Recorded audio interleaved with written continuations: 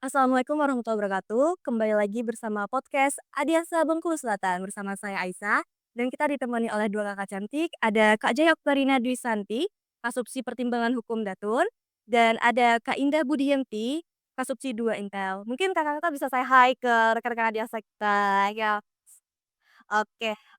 Pertama-tama nih Kak, kan kita ini bakal membahas tentang ASN berakhlak nih, apalagi di Kejaksaan Bengkulu Selatan nih terkhususnya. Tapi sebelumnya, kita perkenalan dulu sedikit nih. Kakak sebagai jaksa, apalagi kakak baru nih untuk jadi jaksa.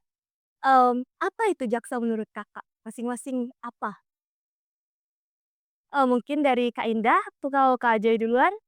Ya, boleh. Kalau menurut si jaksa itu kan tugas yang mulia ya. Ya. Nah, eee, kita sebagai jaksa itu kan bagian dari sistem keadilan. Itu kan yang menegakkan hukum dan keadilan masyarakat. Apalagi jaksa sebagai penuntut umum, itu kan kita yang menindak kejahatan. Karena jaksa penuntut umum itu yang melimpahkan perkara ke pengadilan agar kejahatan itu dapat diadili dengan seadil-adilnya. Oke. Kak Joy ingin menambahkan? Kalau menurut saya pribadi, seperti yang dibilang oleh Mbak Indah, jaksa itu profesi yang mulia, tidak hanya, memiliki tugas sebagai penuntut umum, tapi dia juga hadir di tengah-tengah masyarakat untuk mendampingi masyarakat, untuk mengedukasi masyarakat apa itu hukum, karena tidak semua masyarakat ini, memahami bagaimana pemberlakuan dari hukum itu sendiri. Jadi jaksa ini merupakan satu profesi yang benar-benar hadir di tengah-tengah masyarakat, baik itu masyarakat yang kalangan menengah ke atas maupun terutama masyarakat yang berkelangan dari menengah ke bawah. Oke, berarti jaksa itu untuk melayani masyarakat tidak menentu itu dari atas ataupun dari bawah ya. Nah, untuk melayani nih Kak, kan kita sebagai ASN ada ASN berakhlak nih. Nah, menurut Kakak, apakah ASN itu penting? Itu seberapa penting nih untuk insan adiaksa terkhususnya? Mungkin salah satunya bisa jawab nggak? Kalau, bagi kita secara pribadi, selaku ASN, tentunya ASN berakhlak itu sangat penting. Karena kenapa? Karena ASN berakhlak itu sebagai, acuan kita atau pedoman kita dalam melaksanakan tugas. Terutama melaksanakan tugas kita sebagai, penegak hukum yang memberikan, pelayanan ke masyarakat. Jadi kalau kita tidak memiliki dasar dalam melaksanakan tugas ataupun pedoman, ataupun nilai-nilai yang bisa kita terapkan di, eee, pelaksanaan tugas kita, pasti kita akan melenceng kemana mana. Jadi menurut saya itu sangat penting, dalam penerapan tugas sebagai seorang jaksa. Oke, berarti ASN berakhlak itu sebagai pedoman kita di kejaksaan terkhususnya untuk melayani masyarakat. Nah Kak, kan itu ada 7 tuh untuk makna tersendiri dari AS berakhlak. Ada berorientasi pelayanan, akuntabel, kompeten, harmonis, loyal, adaptif, dan kolaboratif. Nah, dari kakak-kakak nih, apa nilai yang paling penting nih? Apalagi sebagai jaksa nih? Mungkin dari senior saya dulu. Boleh sekalian dijelasin Kak, harus kenapa milih salah satunya gitu? Sebenarnya sih nggak ada yang penting ya, semuanya itu penting. Kan itu kan emang dasar kita sebagai ASN, gimana kita menjalankan tugas dan fungsi kita, gimana kita sebagai pelayan publik lah. Kita pelayan publik ya, Jetsan. Terus gimana kita bisa memberikan pelayanan yang berkualitas, yang efektif, yang berintegritas, yang profesional. Jadi sebenarnya ketujuh nilai itu sangat penting, tapi mungkin ada yang sangat dekat, misalkan berorientasi pelayanan, gitu kan cara kita berhubungan dengan masyarakat. Apalagi kalau jaksa kan itu kan berhubungan dengan, instansi lain, misalkan di kepolisian atau juga karena jaksa ini sebagai jaksa penuntut umum kan banyak berhubungan dengan korban. Jadi yang kita harus melayani kepentingan korban. Jadi situ kita dituntut harus berorientasi pelayanan. Jadi gimana kita menyelesaikan perkara ini dengan tepat waktu. Ya itulah gunanya kita harus memahami nilai dasar dari berorientasi pelayanan ini. Oke, berarti dari Kak Indah ini pelayanan berorientasi pelayanan. Kalau dari Kak Joy apa? Kalau saya secara pribadi sama seperti Mbak Indah ya, core value ASN itu gak ada yang penting atau yang tidak penting. Pada dasarnya semua penting, terutama untuk seorang ASN. Tapi kalau ditanya dari jaksa, yang paling dekat menurut saya itu nilai kompeten. Kenapa kompeten? Karena jaksa itu dituntut untuk bisa melaksanakan tugasnya sesuai dengan SOP, sesuai dengan aturan yang berlaku, baik itu secara efisien, efektif seperti yang disampaikan oleh Mbak Indah, sehingga, seorang jaksa itu harus memiliki kompetensi dia sebagai seorang jaksa, baik itu jaksa penuntut umum, jaksa penyidik, jaksa pengacara negara. Jadi dia harus menguasai setiap kemampuan yang ia butuhkan sebagai seorang jaksa. Oke, berarti untuk semua nilai-nilai itu penting, tapi Kakak-kakak itu milih 2, berorientasi pelayanan dan kompetennya. Nih Kak, kan dari 7 nih, eee, bagaimana Kakak menerapkannya dalam kehidupan keseharian? Di lingkungan kejaksaan nih, kita perkecil nih, Kejaksaan Bengkulu Selatan. Salah satu atau 2 contohnya seperti itu? Tentunya kalau untuk bisa menerapkan itu ya nilai ASN berakhlak itu ya kita harus memahami dulu nilai dasar itu sendiri buat apa gunanya. Kan nilai ASN berakhlak itu kan pedoman buat kita dalam menjalankan pekerjaan. Jadi kalau kita udah paham nih, otomatis itu kan nggak sekedar untuk dipahami, tapi juga untuk ditanamkan, oh akan. Jadi kalau kita udah paham, secara otomatis itu kita tahu, dalam menjalankan pekerjaan itu kita harus gimana, perbuatan apa yang boleh dilakukan, apa yang tidak boleh dilakukan, itu udah secara otomatis. Misalkan kita dalam melayani masyarakat yang datang misalkan untuk berkonsultasi, terus juga, eee, jaksa sebagai itu, sebagai jaksa penuntut umum. Jadi itu kalau nilainya udah kita pahami, apa fungsi dari nilai itu sendiri, ya otomatis udah melekat lah pada diri kita sendiri. Oke, berarti tanpa dicari tahu pun seharusnya untuk sikap-sikap itu sudah melekat di diri sendiri ya, Kak.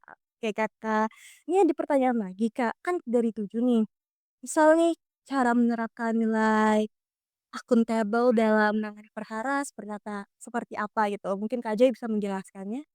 Oke, jadi kalau ditanya terkait dengan nilai akuntabel itu sendiri kan, bagaimana tanggung jawab seorang dalam melaksanakan, pekerjaannya.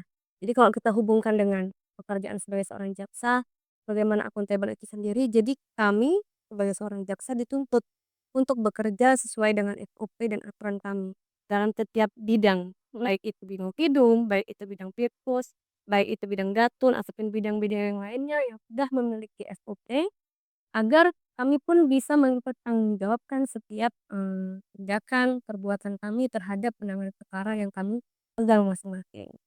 Oke, berarti di semua bidang harus menguasainya ya. Oke, kalau tadi kan Kak Indah bilang kalau Kakak memilih untuk berorientasi pelayanan. Nah, kalau dalam menangani perkara nih Kak, untuk nilai itu seperti apa nih? Nilai dasar berorientasi, dalam pelayanan? Itu contohnya aja kan kalau berorientasi pelayanan itu berarti kita dalam menangani perkara itu harus tertib waktu.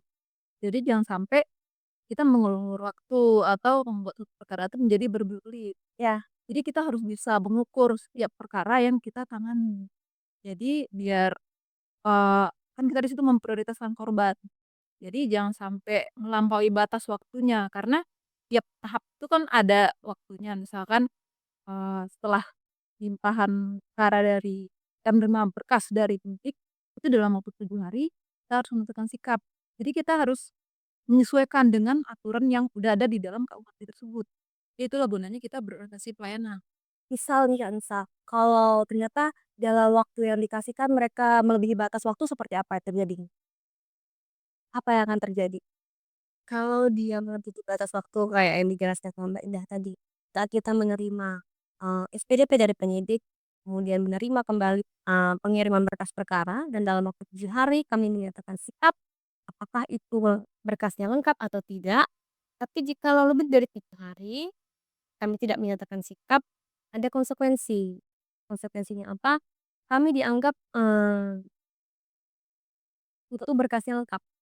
Oh, Berkas secara itu otomatis dianggap berkas itu lengkap karena kami tidak memberikan satu sikap yang menyatakan kalau itu berkasnya ada kekurangan. Jadi sesuai dengan KUHP, Hukum Acara Pidana, apabila seorang jaksa tidak memberikan, suatu sikap terhadap berkas perkara yang ia terima, ah, berkas perkara tersebut dinyatakan, sudah lengkap dan bisa dilimpahkan ke pengadilan, begitu ya, Bu Indah? oke, berarti langsung disidang di pengadilan negerinya ya, untuk semua perkara itu? Oke. Mmm, sedangkan lalu Kak, untuk nilai kompeten ini, bagaimana cara Kakak menanggapinya di tengah dinamika hukum dan tekanan publik sekarang? Contohnya. Sebenarnya kan kalau bisa kompeten itu ya, berarti kan kita harus selalu menggali potensi diri di tengah perkembangan zaman ini. Mhm, Tentunya kalau perkembangan zaman yang sangat cepat ini juga harus diikutin oleh ilmu pengetahuan yang mumpuni gitu. Jadi kita harus selalu upgrade ilmu pengetahuan, termasuk juga membaca regulasi terbaru karena bagaimanapun kita kan harus tetap berpedoman pada peraturan yang berlaku. oke, berarti itu sama aja kayak kita bakal membaca tentang KUHP yang terbaru ya, katanya infonya ada KUHP terbaru untuk di tahun 2026 ya? Oke, kalau dari saja nih untuk nilai loyal, apakah sama seperti Kak Indah untuk hal itu atau berbeda ya di dalam dinamika hukum dan tekanan publik sekarang? Pada prinsipnya kan nilai itu berbeda-beda ya. Pada prinsipnya nilai itu berbeda-beda, namun bagaimana cara kita menerapkan dalam kehidupan sehari-hari. Jadi kalau ditanya terkait loyal, loyal itu contohnya bagaimana kita menerapkannya di kehidupan kita sehari-hari, yang juga dihadapkan dengan dinamika hukum yang ada. Kami sebagai seorang jaksa itu dituntut sesuai perkataan kami, perbuatan kami, maupun tindakan kami baik di lingkungan pekerjaan maupun di lingkungan masyarakat. Dan tidak hanya sehari-hari saja, tindakan, ucapan, perbuatan kami melalui media sosial pun itu dituntut agar bisa membangun citra dan marwah kejaksaan itu lebih baik lagi. Jadi loyalitas kami itu pun sebagai nilai bagaimana kami mengabdikan diri untuk kejaksaan itu. Oke, mengabdikan diri nih Kak. Gimana cara Kakak mengabdikan bukan mengabdikan sih Kak, lebih ke kayak menjaga keharmonisan nih antara jaksa dan staf TU. Biasanya kan ada gap nih antara jaksa dan staf TU tersendiri Kak. Bagaimana nih Kakak-Kakak untuk menjaga keharmonisan itu? Jadi tentunya kita kan, satu instansi ini ya, Ya, kan kita dibutuhkan rasa saling menghargai dan toleransi. Karena kan di instansi ini, terdiri dari orang dari suku dan agama yang beragam, dari pendidikan yang berbeda, terus juga dari wilayah yang berbeda. Jadi kejaksaan ini nggak milik suatu daerah, misalkan karena, tempatnya di Kejaksaan Negeri Batu Selatan bukan berarti kejaksaan ini milik orang Batu Selatan, kan. Jadi tentu kita semua juga pengen nyaman dan aman bekerja di kantor kita ini. Kan ini kantor ini adalah rumah kedua kita gitu ya. Jadi kalau tiap orang itu menerapkan saling menghormati dan saling menghargai, tentunya keharmonisan itu akan terjalin. oke. Nih harmonis, berarti di tempat yang ini Kakak nih udah harmonis nih, tapi kan Kakak sebagai jaksa, jaksa itu dulu bakal melakukan mutasi nih Kak, entah untuk naik pangkat atau untuk mengetahui nih setiap satker itu seperti apa. Bagaimana nih cara Kakak untuk beradaptasi dari satu satker ke satker yang baru? Kalau ditanya terkait adaptasi itu kembali ya, bagaimana cara kita membawa diri kita ke satu tempat, ke satu lingkungan yang baru.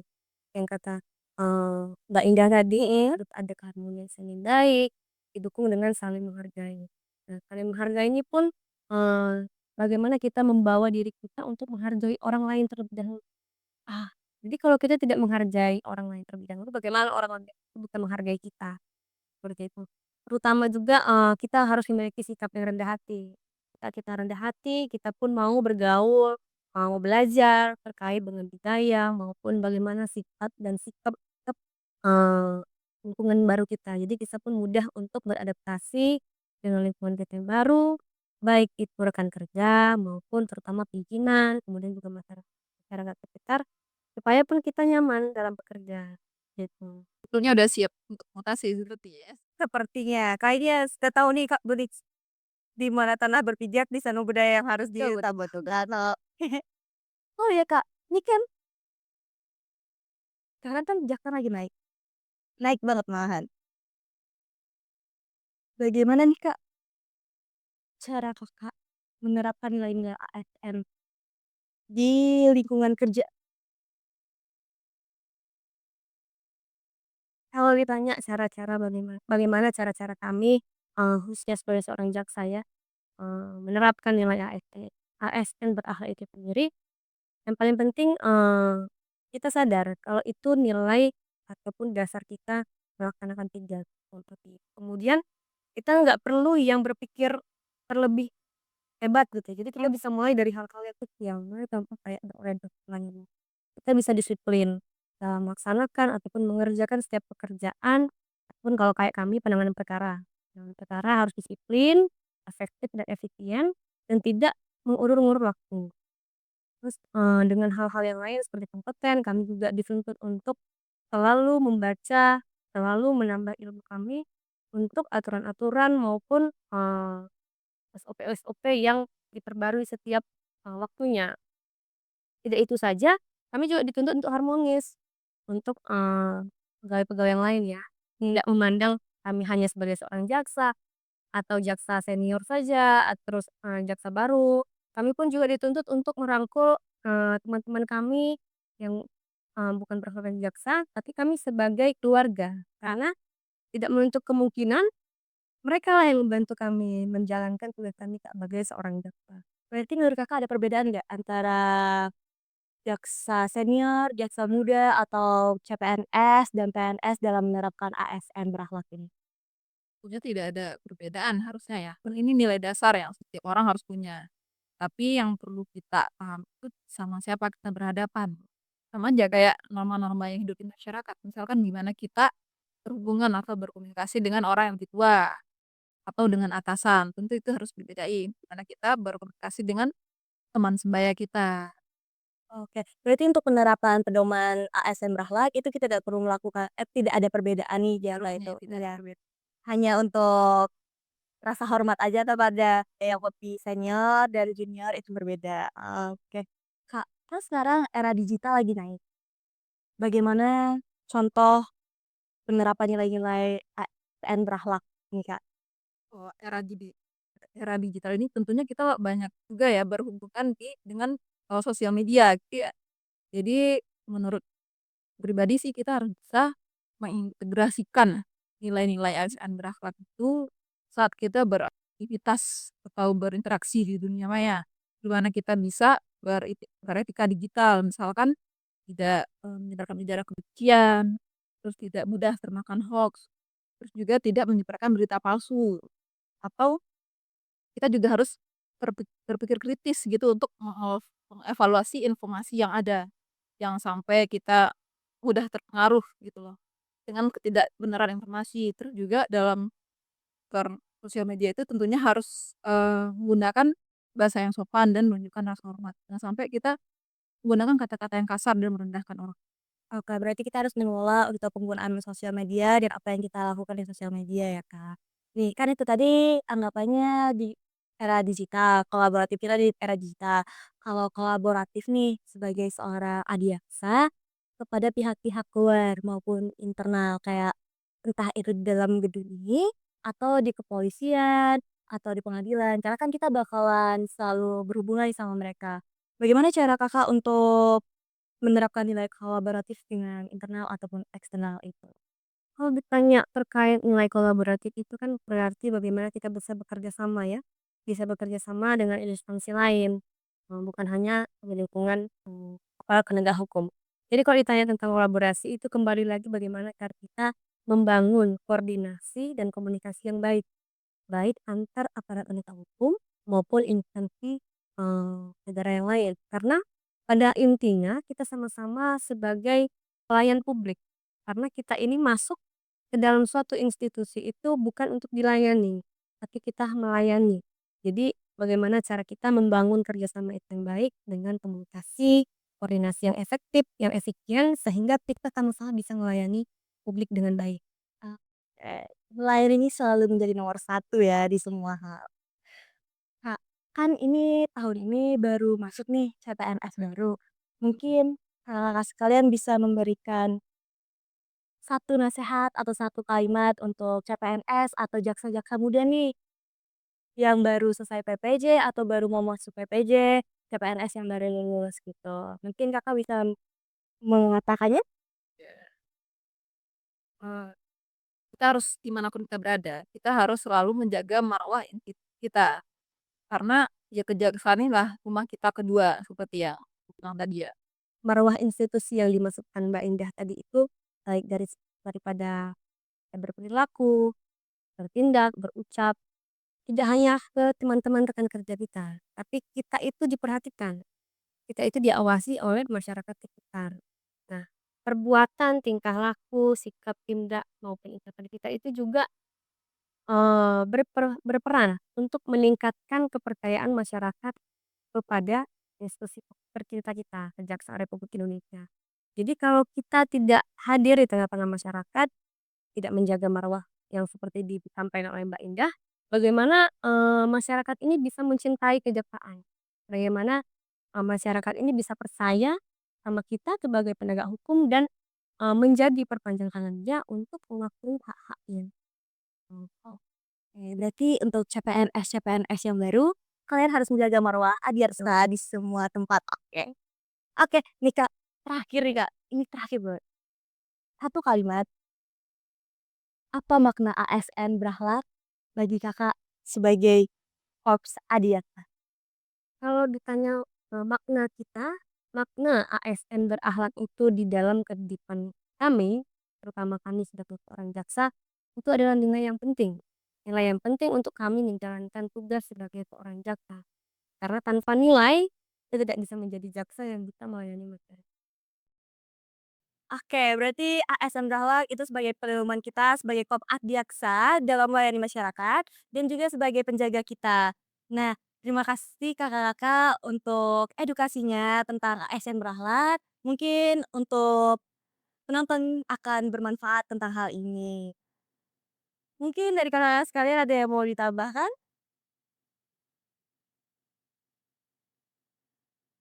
Pantun apa ya? Guru memberikan nenek. Area ASN berakhlak. Apa yang tadi? Ya kita selanjutnya.